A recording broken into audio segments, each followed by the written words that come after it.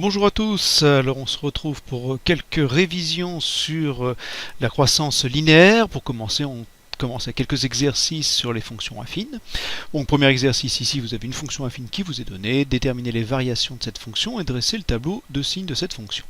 Bien sûr, vous le faites avant de regarder la correction, on se retrouve tout de suite pour la correction. Première question, déterminer les variations de cette fonction. Alors pour cela, c'est très simple, hein. Vous avez une règle qui vous dit que si le coefficient est négatif, alors la fonction est décroissante. Si il est positif, la fonction est croissante. Je vous l'ai rappelé un petit peu ici.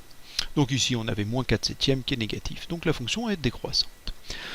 Pour le tableau de signes de cette fonction, alors on va d'abord résoudre quand est-ce que la fonction va s'annuler. Pour quelle valeur elle s'annule. Donc on va résoudre l'équation moins 4 septièmes de x moins 3 égale 0. Ce qui nous donne moins 4 septièmes de x est égal à 3. On va multiplier par l'inverse de moins 4 septièmes, c'est-à-dire on va diviser par moins 4 septièmes, et donc en divisant par une fraction, on multiplie par son inverse, on va donc multiplier par moins 7 quarts. Ce qui nous fait moins 21 quarts, c'est la valeur pour laquelle cette fonction s'annule. Si vous remplacez x par moins 21 quarts, vous allez obtenir que f de moins 21 quarts est égal à 0. Alors, je fais un petit dessin ici pour vous expliquer.